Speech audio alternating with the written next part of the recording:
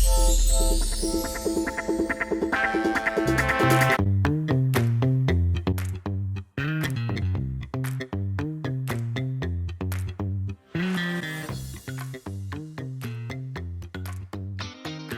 is Art in the Raw, conversations with creative people.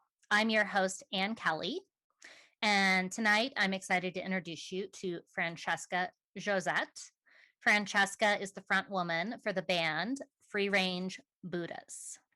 If this is your first time watching Art in the Raw, first of all, thank you. I appreciate it. And if this is our first time meeting, you might be wondering who I am. In a nutshell, I'm someone that's been in love with art and music basically my entire life. I've now been working in the professional gallery world for about 15 years now. About halfway through 2020, I started Art in the Raw to keep people connected and inspired. If that sounds like something you're into, consider subscribing. I'll appreciate it. But in the meantime, I'm excited to introduce you to Francesca. Welcome, Francesca. Thank you so much for having me. Absolutely. And where are you joining us from tonight? I am joining you from my bedroom, my personal sanctuary. Well, thanks for having us. Those who don't know, you are the front woman for a band, the Free Range Buddhas. I'm the front woman and the songwriter, at least the lyrics portion. We're celebrating 5 years now. Me and my bassist, Matt McClinton, started this project as a writing duo. And I read somewhere that you're a longtime lyricist, songwriter, but you didn't start playing instruments until I think about 4 years ago. I didn't really start writing lyrics consistently until maybe about 5 or 6 years ago. I had written a couple of things in high school and a little bit here in college, but I was primarily an actress and a performer in the theater arts. That's what I went to college for. So I was pursuing that pretty heavily and up until I graduated with a degree in musical theater, and then realized, I don't really want to do this. So I didn't know much about writing original music at all. Through the experience of being thrust into the unknown and seeing if I could find anybody in the real world, because I was out of school, to be able to help me with that, I learned kind of here and there from mentors and books and other sort of material and trial and error and collaborations with other artists who had been doing it a lot longer than me. I finally got up the confidence to start showing my original lyrics and songs to other people, and then started picking up instruments because I figured that was going to be a little easier to communicate to others. You know, it gave me a little bit more vocabulary to be able to get across not just lyrics, but music. I would just imagine that picking up a guitar or ukulele, some of the stringed instruments that you're playing would probably influence or just bring something new to the writing process. Yeah, absolutely. You know, I was singing with accompaniment before in my musical theater days, sing with the piano a lot. And so I did have a good grasp of melody and kind of the fundamentals of music theory. So I was doing a lot of a cappella stuff, singing these melodies that would just kind of come to me through the lyrics, where certain accents were in words and how certain cadence would fall, lyric forms. So that kind of influenced my melody. But then once I started writing on ukulele, I started there and quickly realized that I wanted to pick up another stringed instrument, something a little bigger and more dynamic, being the guitar. That just took my simple melodies to a whole other level. I've definitely heard from other musicians just picking up the big guitar, that's maybe a little overwhelming. At first, it can be really overwhelming. A ukulele that only has 4 strings, they're nylon gut strings. They're like a kind of a plastic feel. They're really easy on the hands. Steel strings on a guitar, you have to grow callous and go through kind of a painful process to really get going. So starting on a ukulele that has easier strings to play and only 4 strings to play is a lot less intimidating. And the chord shapes are really simple. You can hold down a single string using one finger, and that's a chord all in it by itself. And the next chord is 2 fingers, so you can get going rather quickly. That's the saying, to write a good country song, you only need to know 3 chords. It'll behoove you to learn much more chords than that. But, you can get started really quickly on a smaller, less intimidating instrument. But I realized that it was a little limiting with where the songs were going. I wanted a little bit more variety. I wanted a longer fretboard, a bigger scale to work with. Ukulele is great to like pull out every once in a while, but guitar, a big, sexy hollow body guitar, it just like makes you feel cool. But if you can front the band with a ukulele and still look like a badass, yeah, which I've seen you do. So the name of the band, the Free Range Buddhas, where did that come from? Well, Matt and I had just started writing and decided that we had a few songs that were ready to be recorded, and we decided to do an EP. And we were getting ready to go into the studio, maybe 3 days leading up to studio time. And our engineer was like, hey, what are you guys calling this project? And we didn't have a name. And thought, okay, well, guess we better decide what we're called. Also, Matt and I worked together. We worked at a restaurant, Harry's Roadhouse off of Old Las Vegas Highway. For those 3 days, I was just like looking at anything and trying to find a name in it, something clever, something creative. I was at my wit's end. I was like, why don't we just call ourselves the gluten-free muffins or something? You're just surrounded by like food things. And the hostess heard me kind of lamenting in the corner there. I wasn't very productive those 3 days, just trying to think of a name. And she was like, this customer just came in and ordered a Buddha bowl to go. And he just told like the most ridiculous dad joke. He's like, oh, are the Buddhas in that bowl free range? And, I thought, free range Buddhas. I ran to Matt and I said, what about free range Buddhas? He's like, great, perfect, let's do it. And I honestly thought maybe that would just stick for the EP so that we had something to slap on the record, but we just stuck with it. And people actually have great reactions to that. But I always get compliments or people saying like, oh yeah, I'm going to remember that, or that's hilarious, I love it. You never know when inspiration's going to strike. Yeah, a lot of people ask us if we're Buddhists, and we're like, well, yes and no. we're on the free range side of Buddhism. You and Matt started the band together. It was just the two of you, as I understand it. And we found each other at the restaurant, didn't realize that we were both musicians. And I had started playing with another band in town called Buku. They're not around anymore, but I was singing for them. They were an original band, but I wasn't writing at that time with them. I was just kind of their vocalist. And we really needed a bass player. And Matt played bass, and I asked him to come try out and see if he could dig the music and see if he wanted to join Buku. And afterwards, he was like, I'm not really feeling that, but I really like your voice and your energy, and we're obviously friends. Why don't we start working together? And so we started getting together after work a couple nights a week and writing. And, as I said, we were like, well, we've got some material that seems like we can go and record, but we need other musicians to come record this stuff. So we ended up hiring studio session musicians, and that's who's on the EP right now, the self-titled Free Range Buddhas EP. And for a while, a couple of those players stuck with us and did a couple of live shows.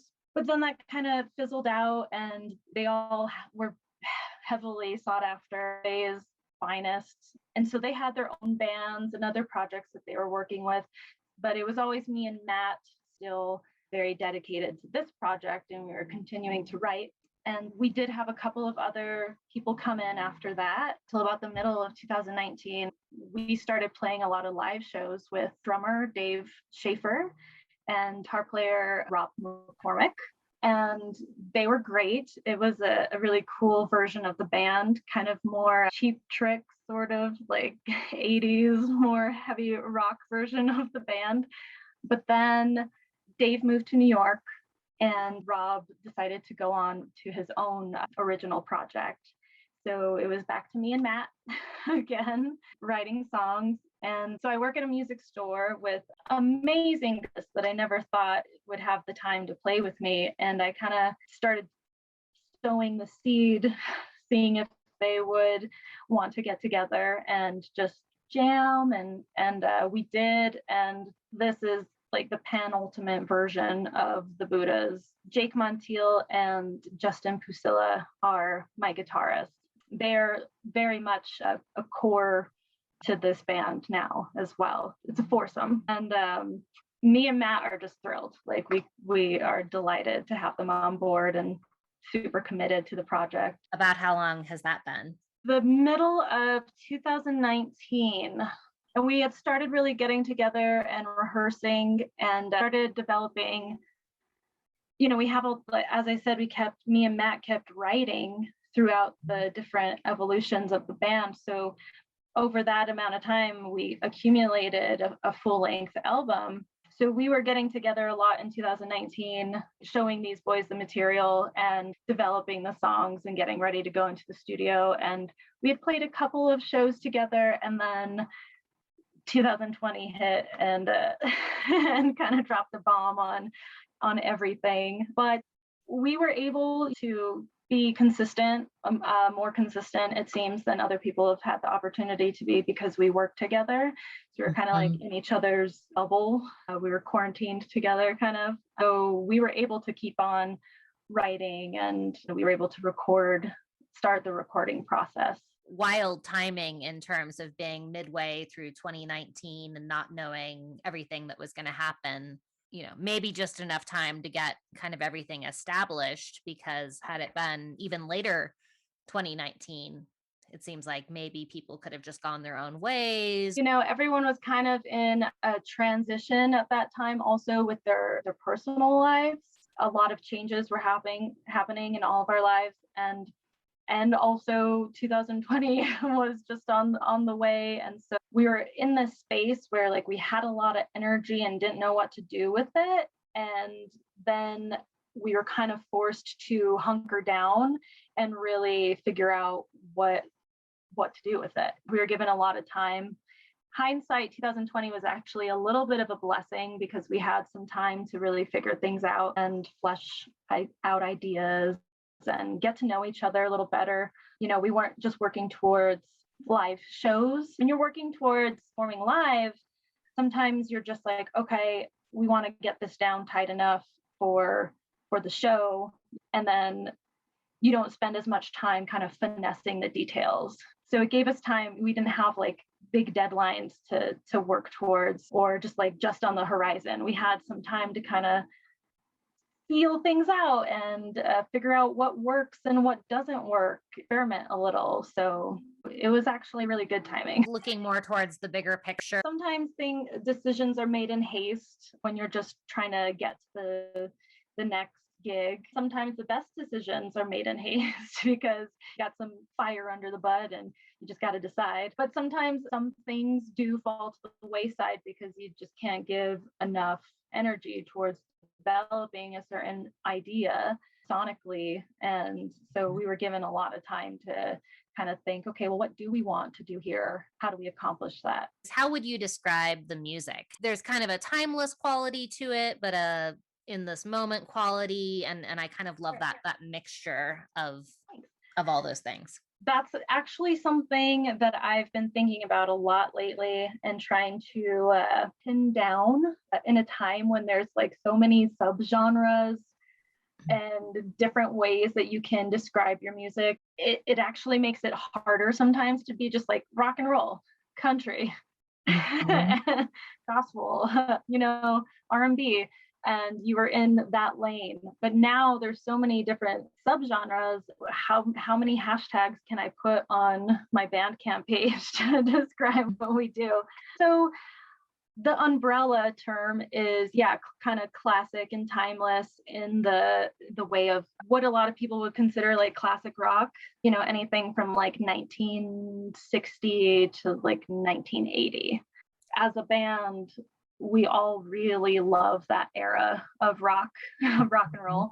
Naturally, we're all pretty influenced by that, specifically kind of more of the psychedelic version of rock and roll, but also I really like, good country music and good pop music.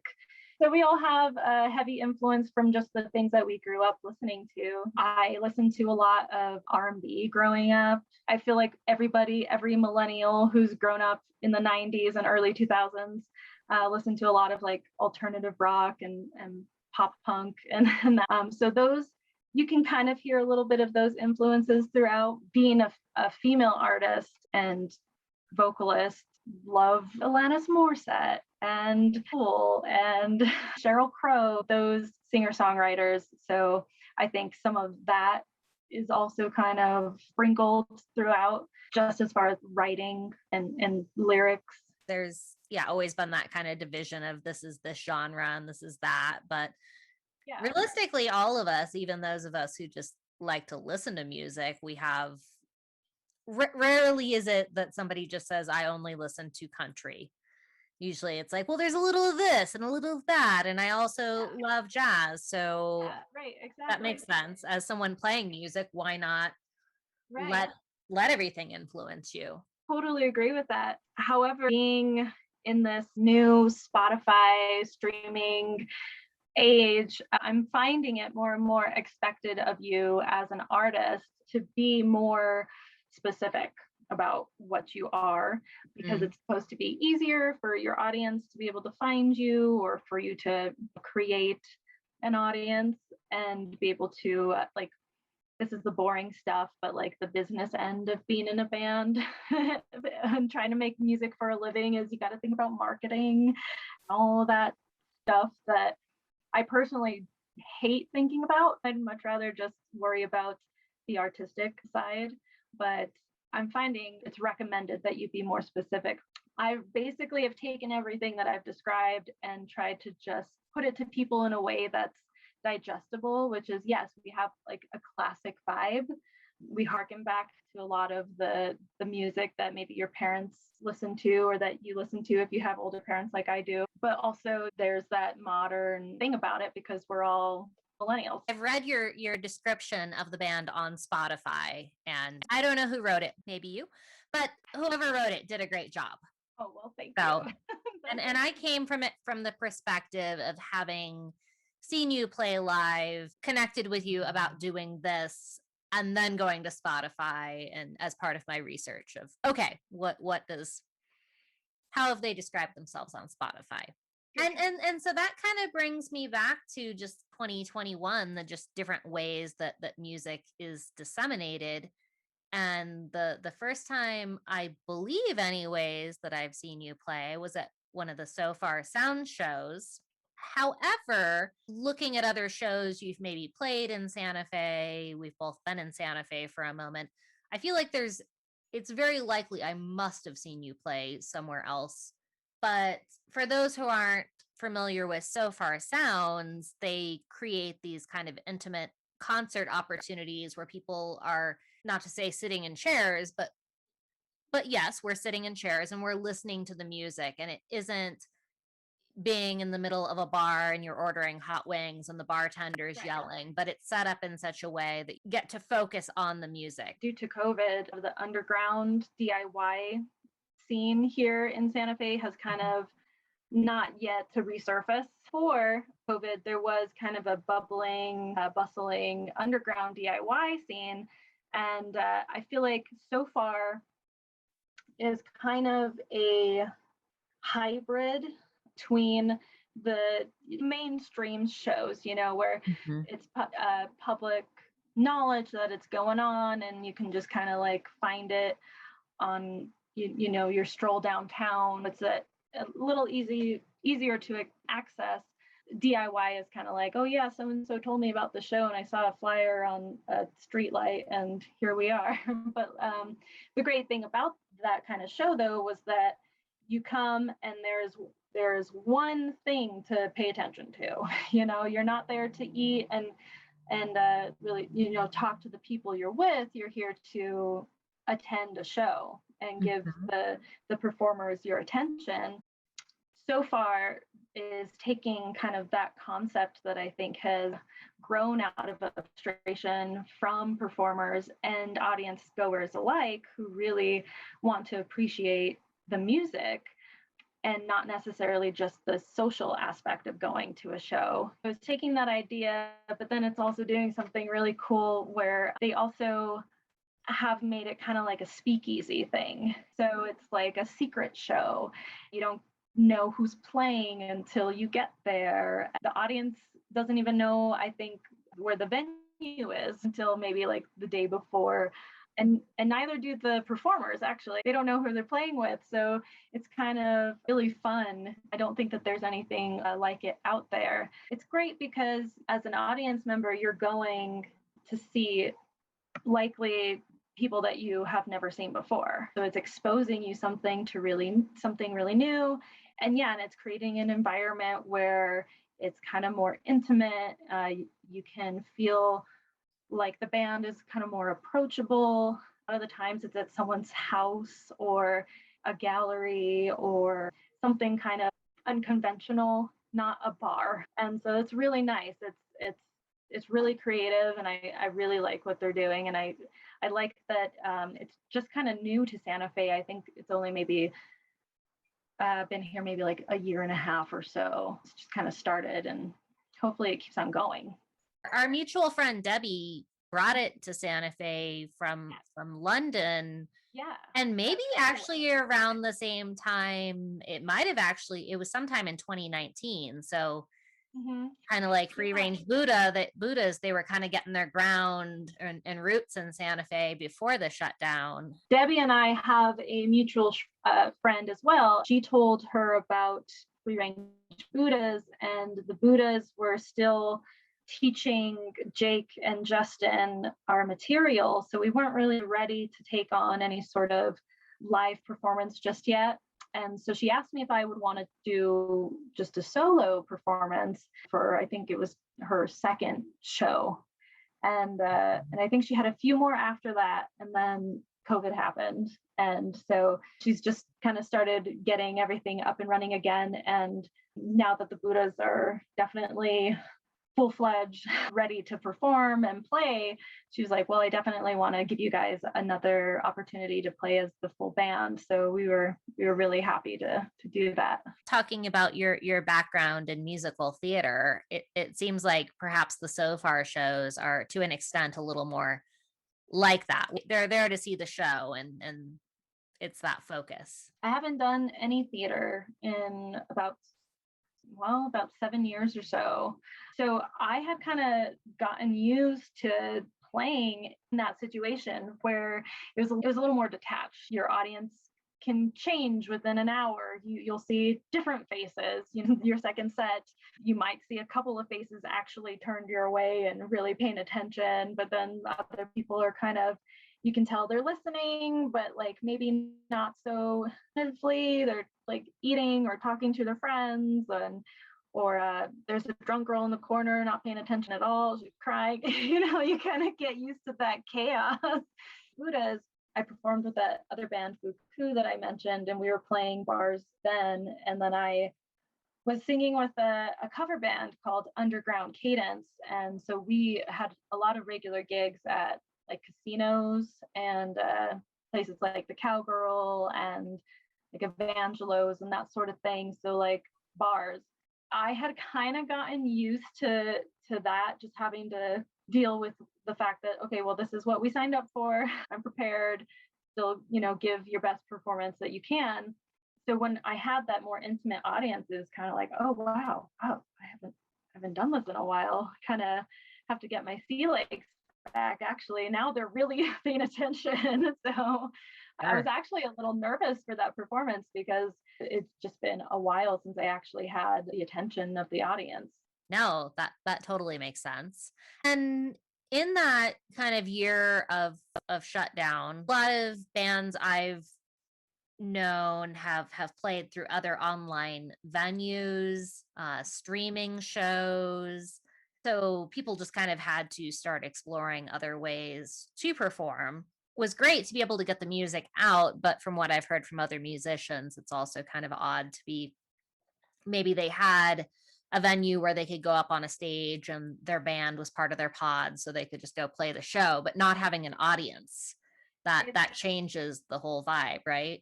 It does. And even though I described a kind of chaotic scene earlier with, playing in the bars, you still do feel an energy transfer that happens between you and the audience. Even if they're not always paying such close attention, they're still there and they're still giving you something, and they're receiving what you're giving them.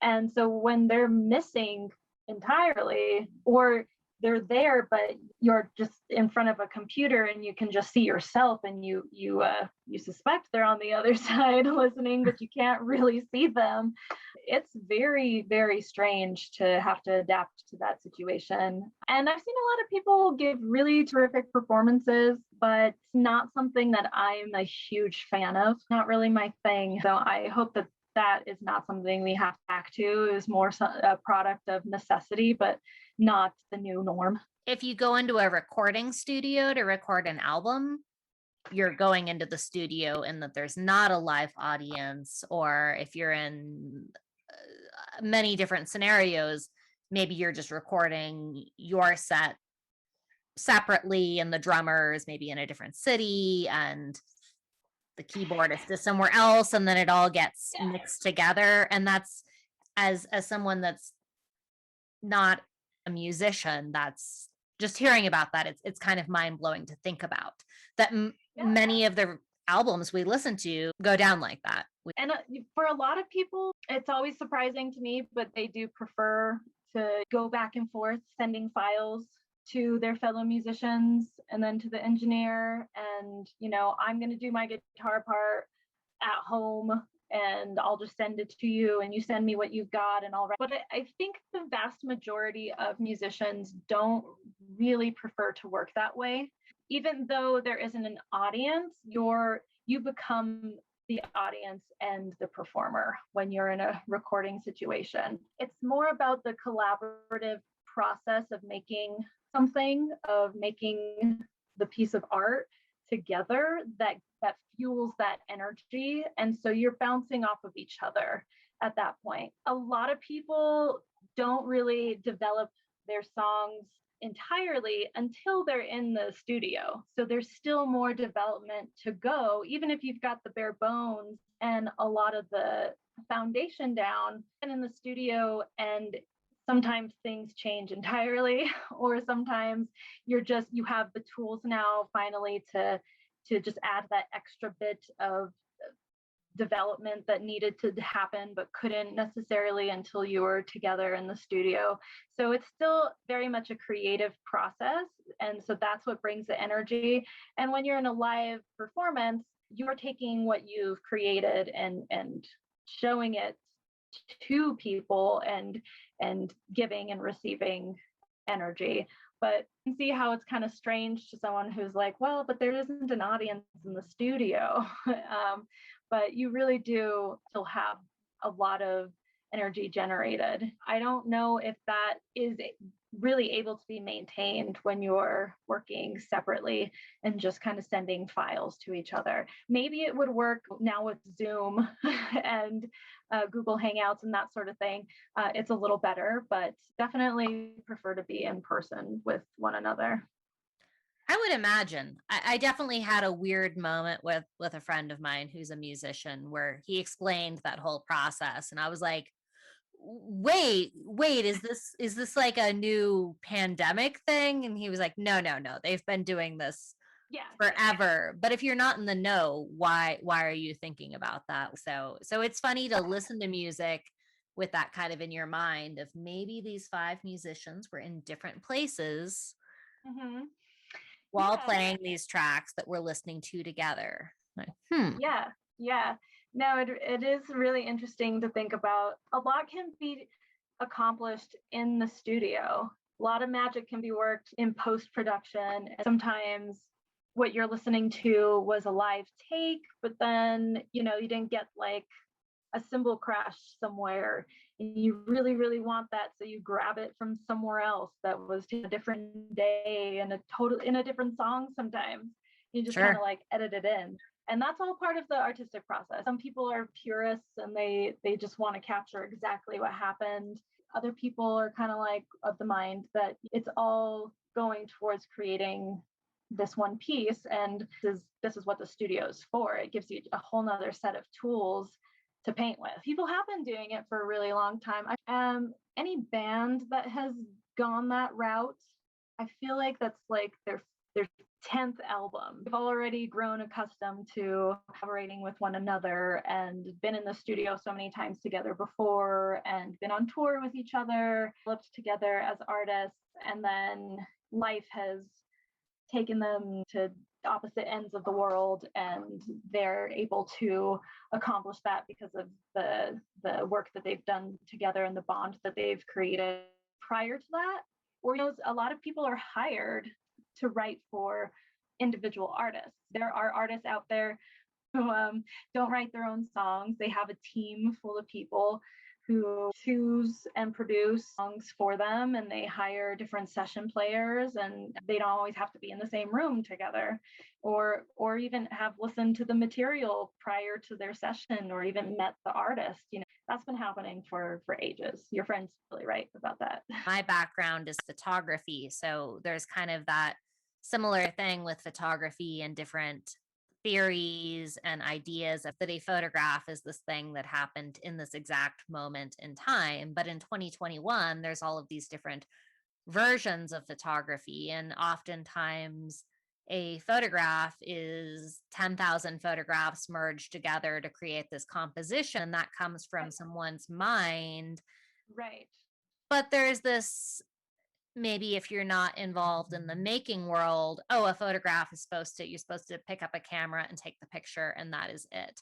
And so I think that's why just this whole idea of these different ways of producing music fascinates me so much. There are definitely people who like the way things are done or have always been done, and kind of only give value to those things and aren't really down to evolve and see things are constantly in flux and a progression and in evolution, and it's just as valuable as something that came before it. It's just we're constantly influenced by the things that came before us. We're constantly just grabbing from that, but also trying to create something new in the process. So how do you create something totally new, but also is familiar to people in a universal truth? It's an obstacle. It's all music. It's all guidance. People like to think that there are rules, and there aren't. There really aren't. Or at least rules are made to be broken, right? I agree. I have done a little bit of research. You played one of the Ghost Light sessions at the Lensic during the pandemic, which must have been kind of amazing. So many artists have wanted to play at the Lensic, and to play at the Lensic without an audience, I would imagine of all of the places to play without an audience, that would be the place to play without an audience. That was a wonderful experience, but it was also, we kind of joked, we were like, okay, we finally get to play the Lensic, and it's to an empty house. So, and we weren't even facing the house, we had our backs to the audience. But yeah, I grew up here in Santa Fe, always going to the Lensic and really admiring it as a staple for our cultural community here. And I worked at the Lensic for a time when I moved back to Santa Fe, also on the technical side, and just kind of admiring the stage and seeing French shows come through there on the other side of like the spotlight, wishing one day I'll actually be on stage and have the spotlight on me. It was a big moment to be able to walk out on that stage and actually be the act performing on it, even though it was to an empty audience. Well, that's not totally true, because the lighting guy that was there, and of course the videographer, so they were our audience, and they were rather encouraging. It was great. I really hope to eventually have the opportunity to turn those stools around and face a full house one day. Online as well, so anybody who's Yeah, listening yeah. can go and listen to that. I was talking to somebody a few nights ago that works at the Lensic, and they said they are actually still editing and uploading performances. I have to give those guys a round of applause, because they're a really dedicated crew. They volunteered all of that time. They were not getting paid for any of that. They just hated to see that stage was empty, and that so many musicians were hit really hard, and not just struggling financially, but emotionally and mentally from the sudden stop of everything. So they give performers and artists an opportunity to keep going. It was all just volunteer time, and especially having to edit afterwards, like not just showing up and being there and, unlocking the doors, letting them in and getting the stage ready, but like all the hours put in post-production. Those guys are heroes. They really are, and it's been just an amazing series to follow.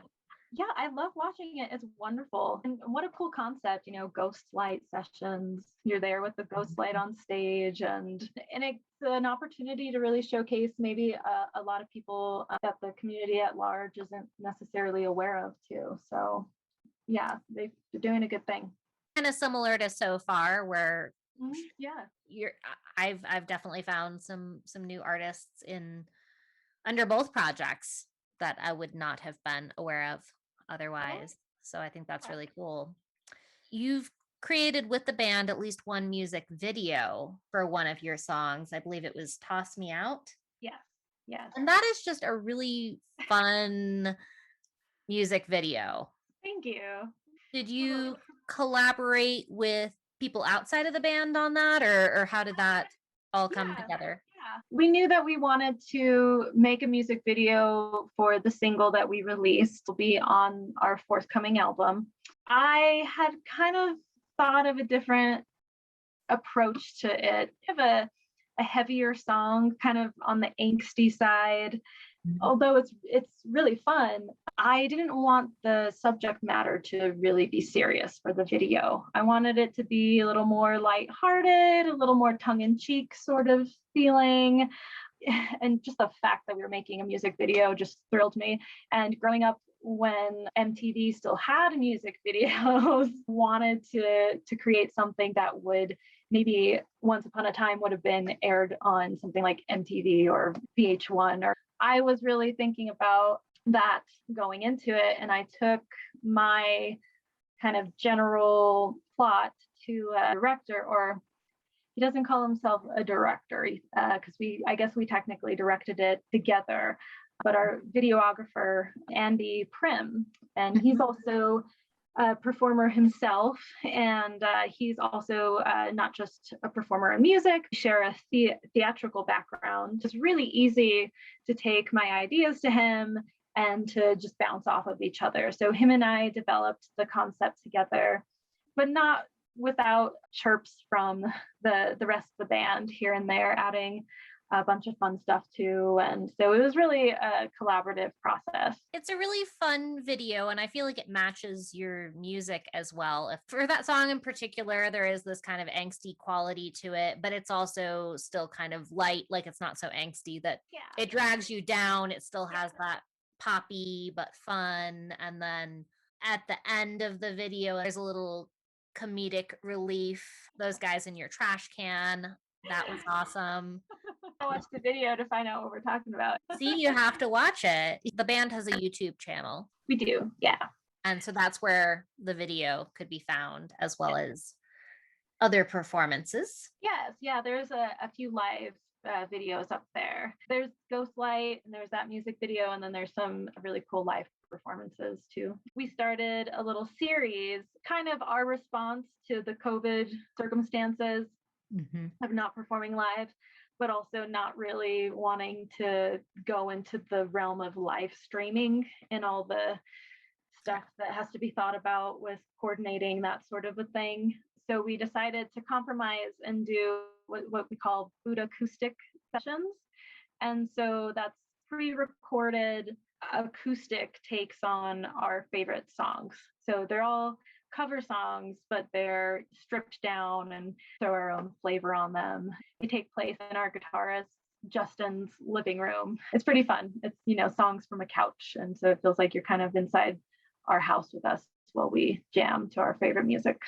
So that's up there on the YouTube channel as well. In 2021, there's all these different ways to disseminate music. Back when you had to go to the record store and buy the album, or before that, there wasn't even a recorded version of music. You would have to go see it live. And now there's so many options. Digital music.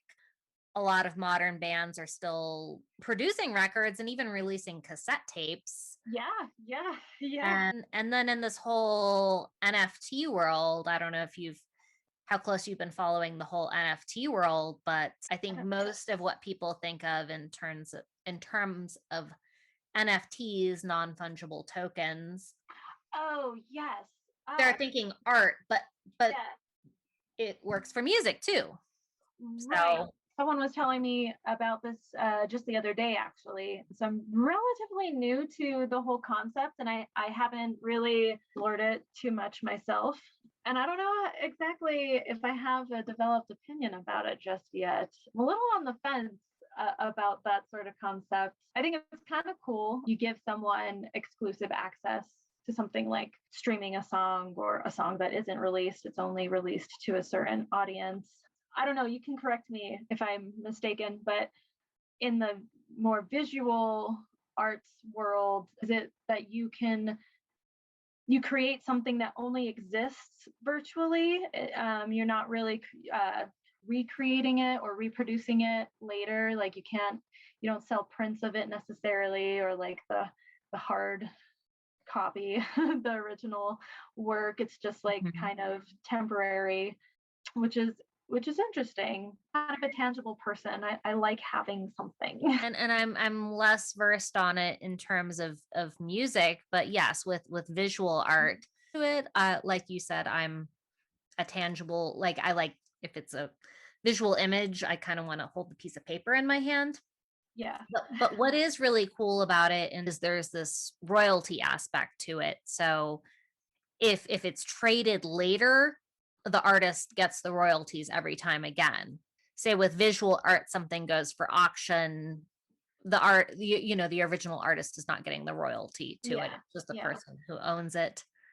And so that's a ever evolving thing right now. So there's a lot of interesting, I think, opportunities in terms of music and videos. It's fascinating. Music has been kind of doing, I guess, a version of that though for a long time now, with copyright and royalties for I mentioned earlier, like a lot of artists don't write their own songs, and they're recording artists. And so there are songwriters though whose main job is to write songs and then either sell them or license them. And so if you write a song and you sell it, you get a lump fee and you never get any sort of a royalty ever again. But if you license that song and that artist, they go up to #1 on the Billboard charts, and people go out and buy their album and they stream their music, and that song ends up playing on a commercial or in a movie, songwriter also gets a piece of the pie. That does exist in music. I've never ever thought about visual arts, like you sell a painting to a gallery, through a gallery, and then that person maybe sells it to somebody else, and you like that's the end of the story. Like you don't ever see another dime from your work. I'm glad that visual artists do have some sort of version of royalties available to them. I'm interested to see where it goes. It seems like it's in a very primitive phase right now, and maybe we'll see it change into something different, or who knows? I don't know. I'm interested. So. No, it'll be interesting to watch. And they've technically been around for a moment, but it was this Christie's auction recently where a piece sold for millions that all of a sudden the world took notice, and then people just started minting them left and right. But technically, for example, you could make a music video and sell it as an NFT.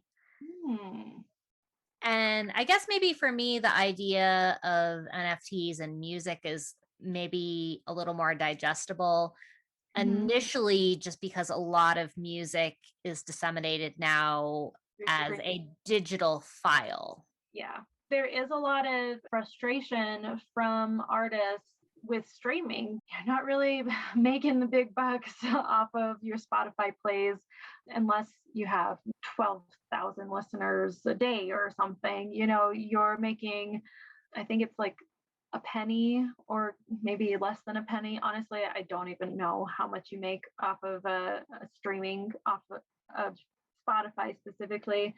If you're selling your music on another platform, say for like 99 cents or $1.99 or something, that person can download that music and then still burn that CD and like give it to their friends or whatever. So it is a little frustrating sometimes to kind of try to catch all of the profit that can possibly be made and figure out how to really reel that in. But it seems like this might be a solution, competing with the digital streaming access that there is today. Because at a certain point, if you're trying to do this for a living, you don't want to just give your stuff away. You want to make something from it so that you can continue to make more. Maybe you're playing the music for the love of playing the music, but if you can make a living off of it, that gives you more time to actually focus on it, right? Yeah, exactly. And so we'll see where NFTs go. It'll be interesting to watch. I will be watching it myself. Very interested.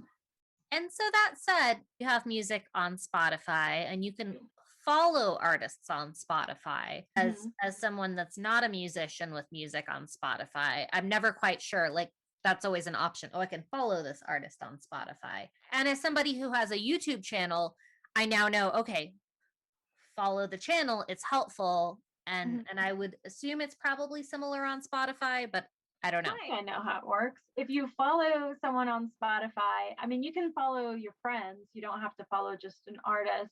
And you can see what they're listening to, and that will help whoever they happen to be listening to. If you show interest in that helps that artist. So it's still spreading awareness, exposing people to music that maybe they wouldn't seek out on their own accord. It's kind of like suggestions. Maybe you don't have to seek out, but they just kind of pop up and you can choose to follow them or not. And if you follow an artist, I think you're more likely to see dates from them, maybe what playlists they're being included on, and see who they're listening to and get notified about their activity. Like, there are a couple of playlists on our page, and I can add, I think, an infinite amount of playlists you can share with people.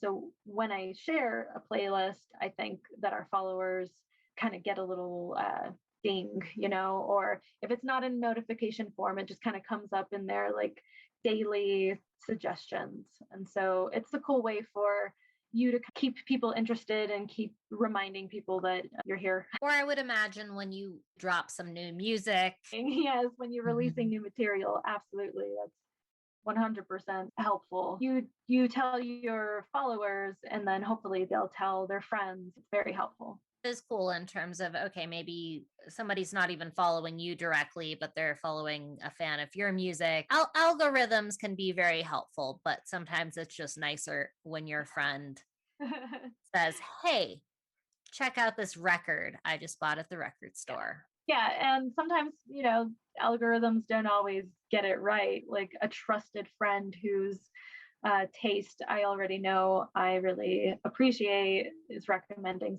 something, that I'm more likely to listen to that person for sure. Exactly. About 5 years ago, I bought a pirate costume through Amazon for Halloween, and they're still trying to sell me 50 different pirate costumes. And I'm like, Amazon, I just wanted that one pirate costume. I'm not actually actively collecting pirate costumes, but I am entertained. I don't know. You might have to go as a pirate every year, just a different one. A pirate every day if you want to. There you go. We do live in Santa Fe. Santa Fe is Yeah. pretty free like that. Yeah. They're pretty supportive of that choice if you want to. So kind of going back a little bit, you talked a little bit about the music, your music that is having this aspect of it could be from any time period. So what that makes me wonder is if you could time travel, is there a time period you would travel to go see a specific live show? Well, there are a lot of wonderful live shows that I would love to attend. Oh, that's hard. I really feel like this is the generic answer. I'm going to say it anyway because it's true. I would have loved to have gone to Woodstock, the OG 1969. All 3 days, just camped out there and seeing every single performance until I could not keep my eyelids open anymore. But in general, any concert between the year 1965 to 1975, I think those are the golden years of rock and roll. And so I would say if I happen to just not put in my longitude and latitude or whatever coordinates right, and the time machine just dropped me in the middle of any of time frame, I would have been happy to attend any show that I could find. And I'm certain I'd probably be absolutely thrilled and have the most magical experience possible. So you wouldn't be super disappointed if the time machine just anywhere in that time, I'd be happy. I saw on your Instagram page you draw a bit. I've seen you've drawn on some musical instruments as well. So I'm particularly curious about the musical instruments. Is that something you're still doing? Really pursued art too seriously, but I've always drawn and painted and doodled since I was really young.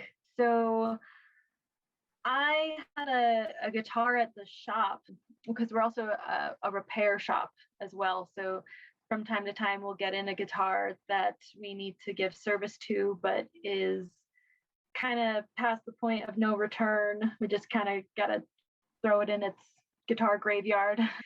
And I always kind of hate doing that. All the instruments have their own personality and really special. Retiring is one thing, but then stripping it of all its parts and just kind of discarding of it always seems really unceremonious.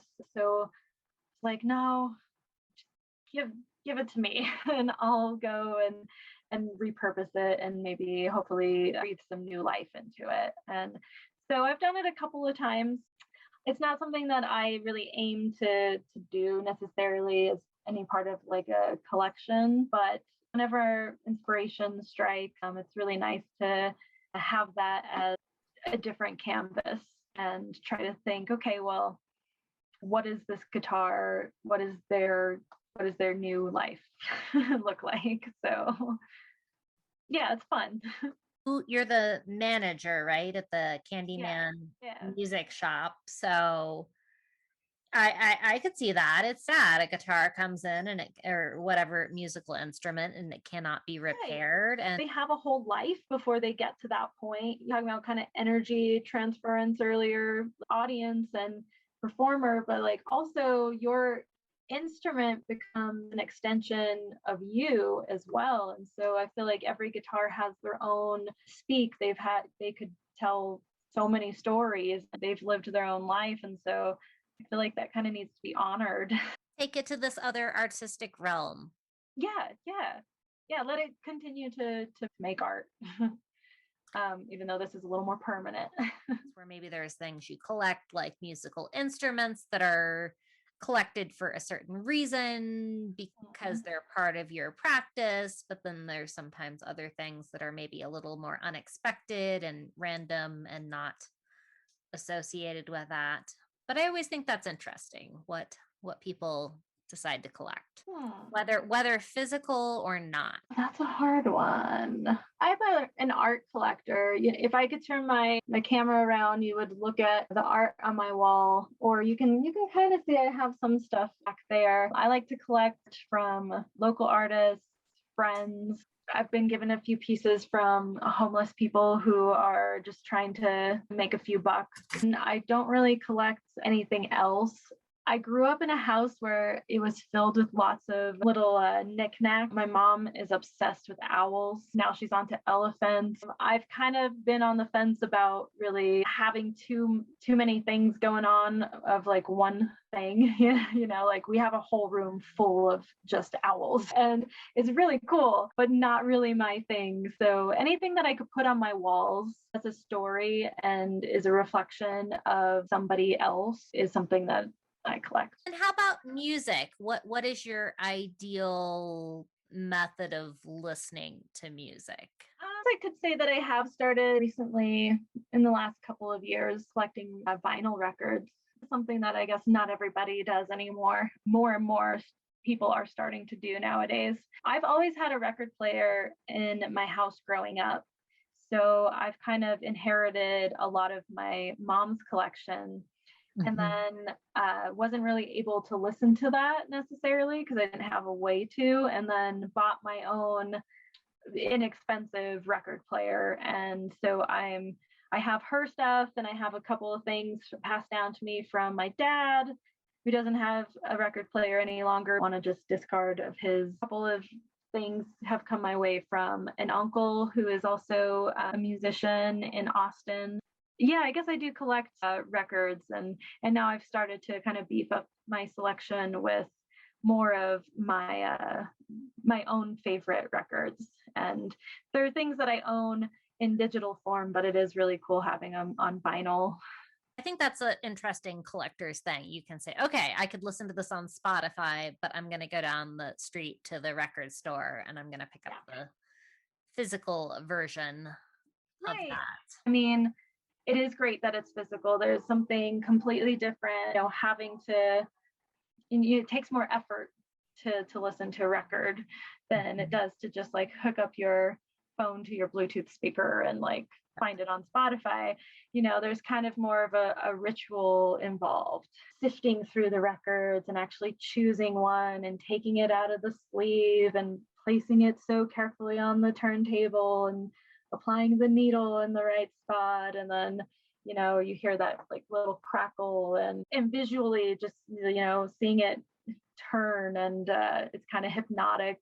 There is that whole physical experience that unlike any other thing, and definitely part of the whole experience of listening to it, but like actually listening to vinyl is extremely different than listening to something that is mastered for MP3 and compressed to be played digitally. You lose a lot of frequencies and the roundness, the authenticity of actual final mastering of the material that way.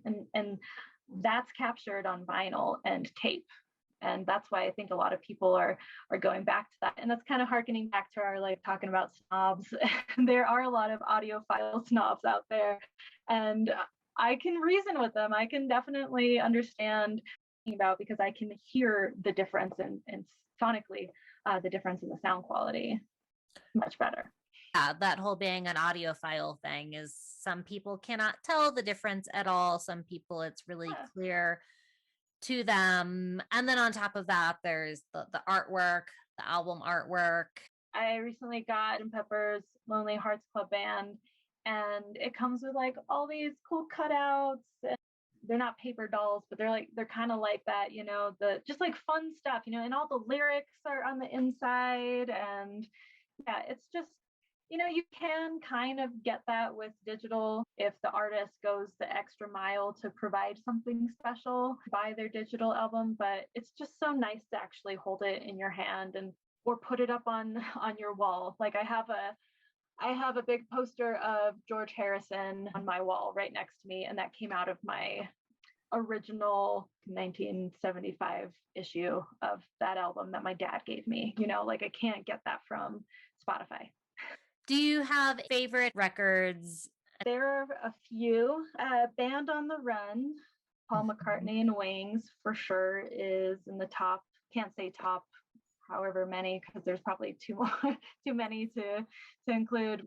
David Crosby's solo album, If I Could Only Remember My Name, is one that I really, really love, and was only turned on to a couple years ago, but have grown to cherish it, and it's climbed up to the top of the food chain. If you haven't listened to it and you really like psychedelic folk music, listen to that album. Grateful Dead's American Beauty is up there as well. And All Things Must Pass, George Harrison, obviously. The list can go on and on. Yeah. Like, do you have another hour? Because all out here for you. I can go through them one by one. Oh, the White Album, Beatles, obviously.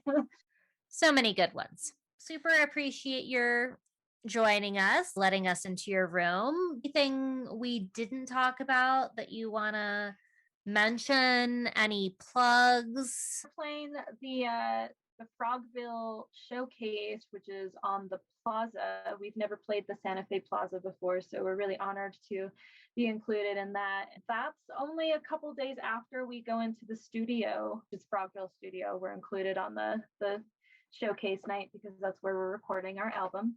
Once that's done, there's a big push to get that mixed and mastered and all the artwork done and get the physical CDs scheduled to be pressed. And where will people be able to find the album?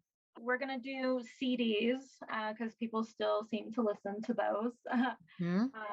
Although sometimes it's only in their car, but that's cool. We want to be on that road trip with you. Thinking about doing vinyl, but that might be the second round of pressing.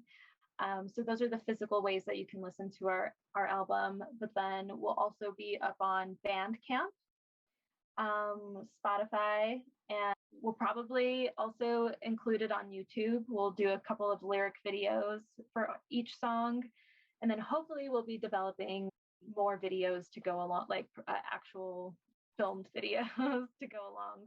The music videos? Yeah. We do have a website. It's just freerangebuddhas.com.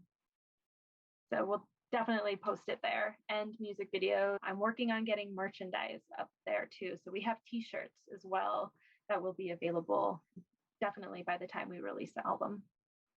Excellent. And what's the Instagram? It's at Free Range Buddhas. Check them out there. Look forward to all of those things. Thank you so much for inviting me on. It's been wonderful talking to you. This is my first podcast ever. I'm honored. Thanks for coming on. Thank you for watching Art in the Raw, Conversations with Creative People. I hope you enjoyed meeting Francesca of the Free Range Buddhas. If you haven't already, check out her music.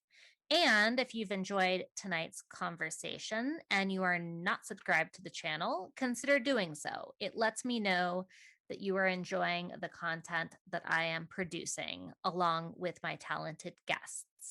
If you have any questions, drop them in the comments below. If you enjoyed the video, throw us a little like, and I'll look forward to seeing you next week.